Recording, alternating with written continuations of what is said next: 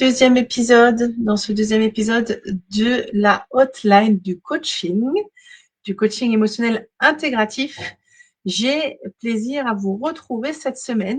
J'ai reçu des questions. Vous savez que j'ai mis en ligne un lien pour pouvoir poser vos questions sur des études de cas que vous avez en coaching ou en accompagnement.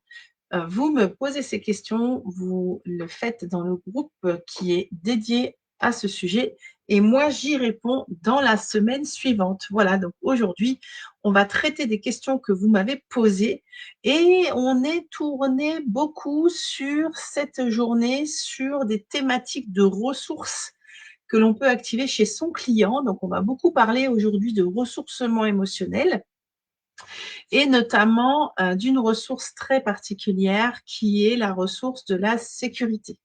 Voilà, je vous souhaite la bienvenue. Vous pouvez m'écrire dans les commentaires si vous m'entendez bien.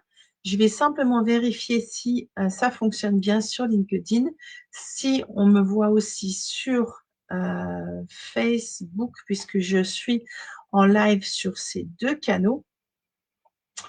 Et puis après, je vais démarrer avec vous. D'accord, donc sur Facebook, hop, on va mettre ça en public. C'est parti. Et sur LinkedIn, on est bon. C'est pareil, on est bon. Ok, alors je vais démarrer avec vous. Faites-moi un petit signal si vous me voyez et si vous m'entendez. On ne va pas perdre trop de temps pour que ce format reste un format court avec beaucoup de valeur ajoutée.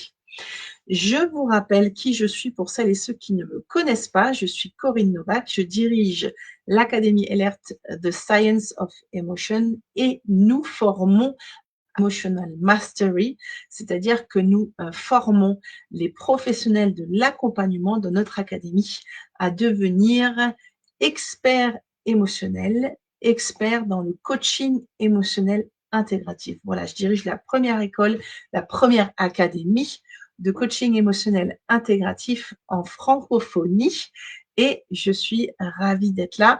Mon motto, c'est de transmettre tout ce que l'on a comme outil et comme concept pour pouvoir participer à une société émotionnellement saine. Donc, nous intervenons aussi en formant des relais santé émotionnelle en entreprise. Voilà, on va démarrer sur cette hotline de coaching. Je vois qu'il y a des personnes qui sont en ligne. Je vous invite à me dire bonjour. Vous pouvez m'écrire dans les commentaires. Je ne les vois malheureusement pas ici sur mon petit... Si, je vois Amanda. Bonjour Amanda, merci d'être là. C'est bon, ça fonctionne.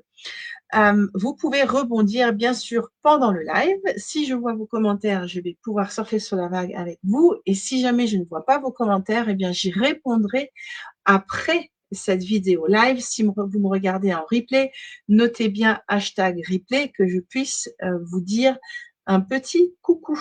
Voilà, je vais démarrer avec cette première question. Vous savez comment ça fonctionne. Les questions s'affichent en bas ici à l'écran. Je vous partage ce que je ferai en coaching émotionnel et puis on enchaîne sur la question d'après. Allez, c'est parti. Première question que j'ai reçue d'Audrey. Comment est-ce que je peux accompagner une jeune qui est déscolarisée et qui doit se préparer à passer son brevet pour qu'elle soit capable de passer son brevet? Ok. Alors, avec peu de contexte, ce que je ferai en coaching émotionnel, notamment ce qui vient de me mettre la puce à l'oreille, c'est le mot déscolarisé. J'irai déjà travailler sur la confiance de cette jeune, d'accord, sur la confiance qu'elle a en elle-même. Et puis, bien sûr, comme elle est déscolarisée, il y a un espèce de lien qui s'est un petit peu cassé. Donc, j'irai vraiment travailler sur le lien qui s'est cassé, à essayer de réparer ce lien et travailler sur la confiance qu'elle a en elle. Je vais vous partager le motif compass pour pouvoir vous montrer un petit peu comment je travaillerai avec elle. Si vous voyez mon motif compass qui est là, vous savez que c'est l'outil avec lequel, la grille de lecture, j'allais dire, avec laquelle je travaille beaucoup. Quand on a quelqu'un qui est déscolarisé, une jeune ou un jeune qui est déscolarisé, sur ce système-là du motif compass, vous avez vu qu'on a le système s'imposer et influence qui est sur le haut, d'accord, du statut social, sur cet axe du statut social. Il forcément, quand on est dans la déscolarisation, on sort du système. Donc, tout notre système de motivation interne, de réalisation de soi, prend quand même un coup. Et forcément, on tombe sur le bas du système, sur cet axe-là du statut social, on tombe en bas de l'axe. Il est très possible que chez cette demoiselle qui est déscolarisée, puisqu'elle a cette déscolarisation, je ne dis pas que c'est le cas, mais en tout cas, j'irai voir, il est très possible que j'identifie les émotions de honte qui se trouvent ici, en bas du système. Vous ne les voyez pas là, mais elles sont dans ce système-là. De honte, pourquoi pas de culpabilité. Donc, en fait, tout son système d'harmonie, de sécurité humaine, d'accord, d'harmonie intérieure autant que de l'extérieur, va être touché. Et donc, on a besoin de créer cette reconnexion avec elle-même, mais aussi avec les autres. Donc, vous voyez, c'est pas si évident que ça. Je vais essayer d'afficher la question en même temps. Ça marche en même temps, d'accord? Donc, ce que je ferai pour la préparer à son brevet, étant donné qu'elle est tombée un petit peu sur cet axe du statut social, dans cet axe plutôt faible, hein, où elle va ressentir, et là, on peut vraiment parier sur le fait qu'elle va être touchée par des émotions qui sont désagréables, qui font partie justement de la famille de la tristesse, la honte, la culpabilité, de pouvoir lui permettre déjà de réguler tout ça pour pouvoir se reconnecter à qui elle est, d'accord, cette reconnexion à soi. Et ça, on peut le faire avec une émotion fantastique qui est la gratitude, pour pouvoir doucement la faire monter sur le dessus de l'axe. Je bouge avec ma souris, je ne suis pas sûre que vous le voyez, qu'on puisse la faire monter sur cet axe du statut social, pour qu'elle puisse commencer à prendre son pouvoir intérieur, et se préparer justement pour préparer son brevet. Si elle est accompagnée d'émotions qui sont plutôt catégorisées comme des émotions faibles, hein, et des émotions qui sont désagréables, et en plus catégorisées comme des émotions faibles, et la tristesse, la culpabilité, la honte font partie justement peuvent entrer dans ces catégories-là, ça va être difficile pour elle de monter et de pouvoir aller activer dans ses ressources intérieures pour mettre en place ce qu'il faut mettre en place pour pouvoir s'autoriser à passer le brevet, avoir confiance dans le fait qu'elle peut y aller, etc., etc. Donc d'abord, j'utiliserai la gratitude pour lui permettre de se reconnecter à toutes les choses qui sont importantes pour elle, et aussi à se reconnecter à partir d'une partie d'elle. Et ensuite, j'activerai la fierté, parce que même s'il y a un décrochage scolaire, j'irai activer les leviers de fierté authentiques, qui vont permettre à cette jeune demoiselle de pouvoir avoir un focus sur toutes les choses qu'elle a réalisées dans la vie, de par ses actions, dont elle est fière, et doucement activer cette fierté dans le corps pour pouvoir utiliser l'énergie émotionnelle de la fierté pour qu'elle puisse être capable. Alors, au-delà de savoir le contenu, de l'apprentissage, etc., il y a à l'intérieur d'elle, il faut qu'elle ait une facette, une partie d'elle qui sache qu'elle est capable de le faire. Voilà. Et donc, je travaillerai exclusivement en coaching émotionnel sur ces deux ressources-là pour la reconnecter à ces forces intérieures-là et en même temps lui faire faire le parcours. Et donc, sur ce parcours-là, jusqu'au brevet, eh bien, je mettrai des choses sur le parcours qui l'amènent justement à réussir des petites choses pour activer cette fierté authentique. Voilà. Si vous avez des questions ou vous voulez rebondir là-dessus, écrivez-moi dans les commentaires et on va pouvoir rebondir là-dessus. Est-ce que ça donne du sens pour vous? Voilà, ça c'est la première question. Est-ce que ça donne du sens pour vous? Et maintenant, je vais enchaîner sur la deuxième question. On va y aller. Je vais départager mon écran et je reviens en grand. Cette question-là est réglée. On l'éteint. J'ai une deuxième question qui est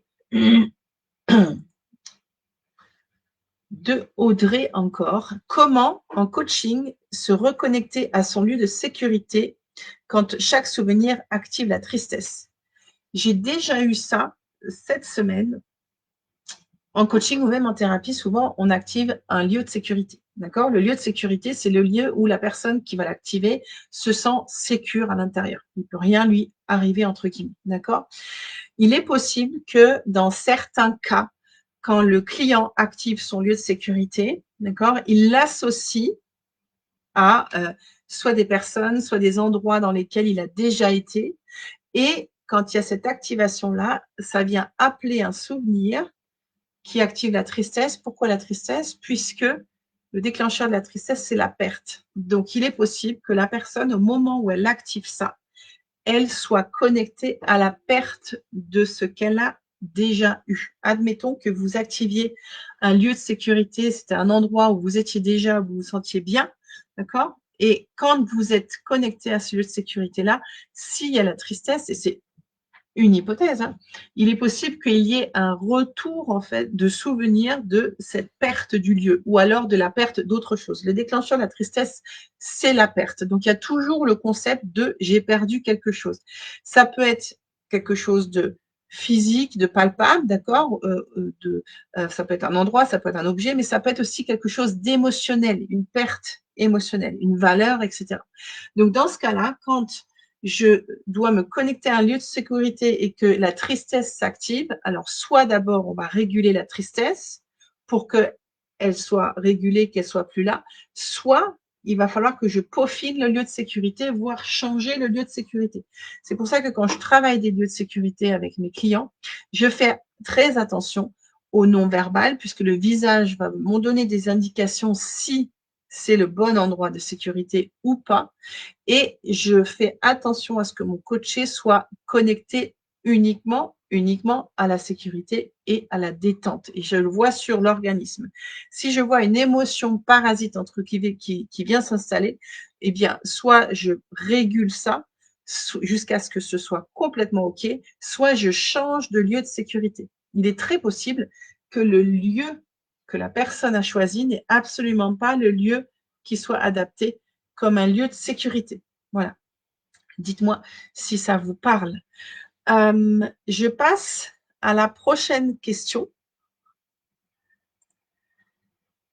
qui est, on y va, pourquoi activer la sécurité en coaching ou en thérapie? Alors, ça c'est intéressant. Et là, je vais vraiment parler pour les deux, que ce soit du coaching ou de la thérapie. Je vais repartager mon motif compass pour répondre à cette question. Je vais la valider encore avec le motif compass. Voilà.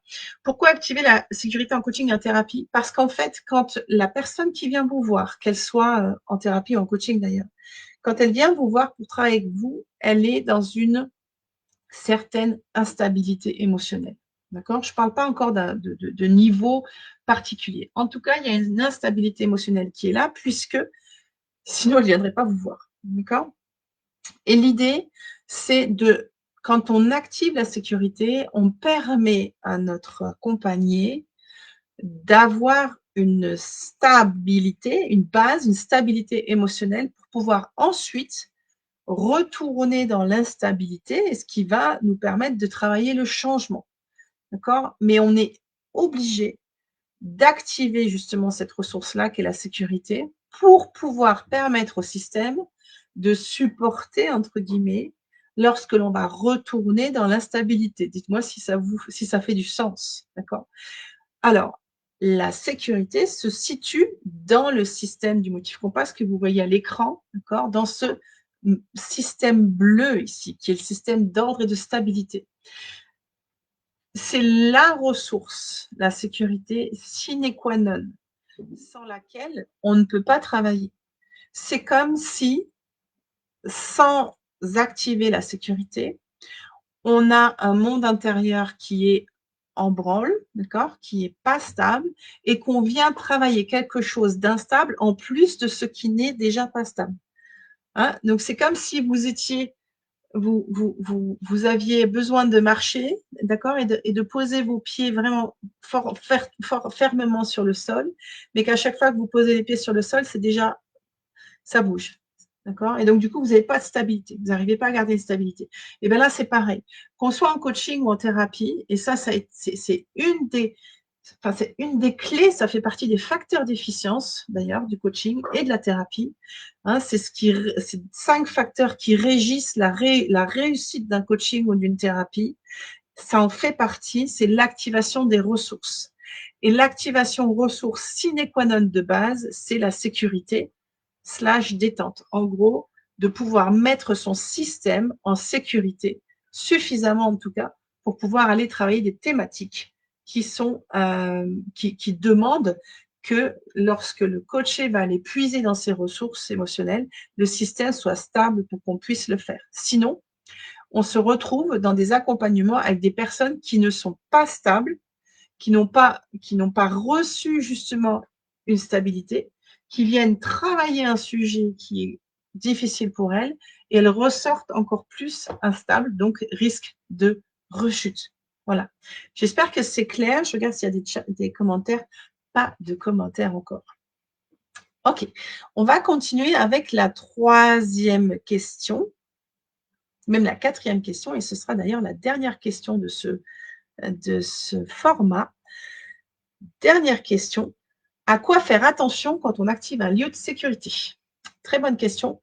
On en a parlé hier, puisque hier, nous avons fait l'atelier protocole sauver l'enfant intérieur.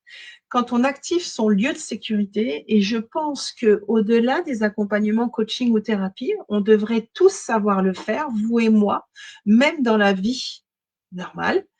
Quand on active son lieu de sécurité, en gros, son lieu de sécurité, c'est un endroit où on se sent bien et on se sent sécure. En gros, il n'y a pas de danger. D'accord? Donc, quand on active ce lieu de sécurité, il doit y avoir le concept de personne ne vient, personne ne rentre, il n'y a pas de surprise, ce lieu est fermé, d'accord? Et je me sens sécure dedans, et sécure et portée dedans. D'accord? Donc, il faut faire attention à ce que le lieu soit fermé. On peut très bien mettre notre lieu de sécurité dans une bulle. C'est souvent ce que je fais, hein, mettre dans une bulle, et cette bulle-là est complètement fermée. Ça ne veut pas dire que le lieu de sécurité est tout petit. Il peut être très, très grand. Moi, j'ai déjà vu des lieux de sécurité qui étaient des clairières ou des forêts, et on a mis la bulle, d'accord, la forêt dans une bulle. J'ai déjà vu de la mer, etc. D'accord? Donc, il suffit simplement de choisir son lieu et de le fermer avec une bulle pour que ce soit complètement sécure, avec l'information de personne ne rentre. Absolument personne. La deuxième chose à quoi il faut faire attention quand on active un lieu de sécurité, c'est aux, aux personnes ou alors pas forcément les objets à voir, mais en tout cas les personnes qu'on va y mettre dedans. D'accord? Rarement, dans les lieux de sécurité, je mets avec mes clients des personnes qui appartiennent à la famille. Dans un lieu de sécurité, si jamais il devait y avoir quelqu'un, ça doit être quelqu'un ou quelque chose, ça doit être de la ressource pure. Et souvent, quand on met une personne de la famille, sauf si c'est une ressource pure, d'accord, ça passe dans ce cas-là. Mais si jamais vous voyez que quand on met une personne de la famille, il y a des mimiques de tristesse, ou alors pressé ici, ou alors des mimiques de dégoût, c'est qu'il y a un problème. Souvent, eh ben, on peut avoir des implications émotionnelles avec des personnes de notre famille. Donc, avoir une personne de notre famille dans notre lieu de sécurité, c'est pas toujours la chose la plus adéquate qui soit. Donc là, c'est au thérapeute ou au coach à bien observer son accompagné pour voir si c'est juste. D'accord? Donc, par définition, un lieu de sécurité, c'est fermé et il n'y a absolument personne qui rentre. On n'est pas obligé d'avoir eu un lieu de sécurité pour de vrai. On peut s'en créer un complètement imaginaire, et ça aide dans plein de cas. D'accord? Et qu'il soit réel ou imaginaire, il y a toujours cette règle-là de personne ne rentre. Ce que j'ai remarqué quand on a fait cet atelier-là de l'enfant intérieur, c'est que pour beaucoup d'accompagnants, le lieu de sécurité n'était pas fermé. Il est important de le fermer, d'accord, pour qu'il y ait ce concept de il n'y a pas de surprise. C'est fermé, on ne rentre pas. Vous le savez, hein, il n'y a rien de plus désagréable que de ne pas se sentir sécure. C'est comme si vous étiez dans une maison ou dans un appartement, d'accord, et vous avez toujours une porte ouverte. Ben, vous ne vous sentiriez pas en sécurité en ayant toujours une porte ouverte. Voilà pour cette journée et cette petite capsule de notre hotline du coaching. Hop, j'arrête les questions. Je pense qu'on est bon. J'avais 4 questions, c'est déjà pas mal pour cette online coaching. Ce que je vous invite à faire, c'est partager avec moi comment est-ce que vous travaillez ces sujets-là dans vos propres pratiques. Vous pouvez écrire sous les commentaires. Vous pouvez aussi me poser vos questions. Je vous rappelle le principe pour participer à la hotline du coaching. Je vous mettrai un lien dans les commentaires. Vous avez simplement à cliquer sur le lien.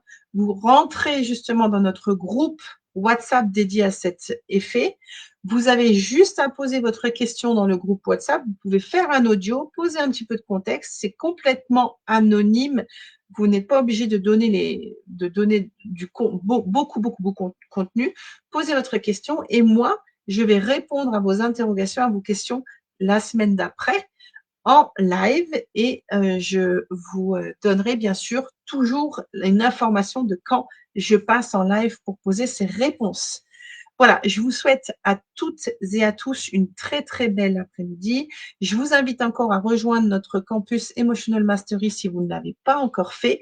Et je vous rappelle aussi que nous avons officiellement ouvert les portes de la retraite, je vais le dire en anglais, la retreat Emotional Mastery, qui vous permet d'entrer dans le monde de l'Emotional Mastery. Cette retraite va être faite au mois de mars 2025 à la Maison Lassagne à Lyon.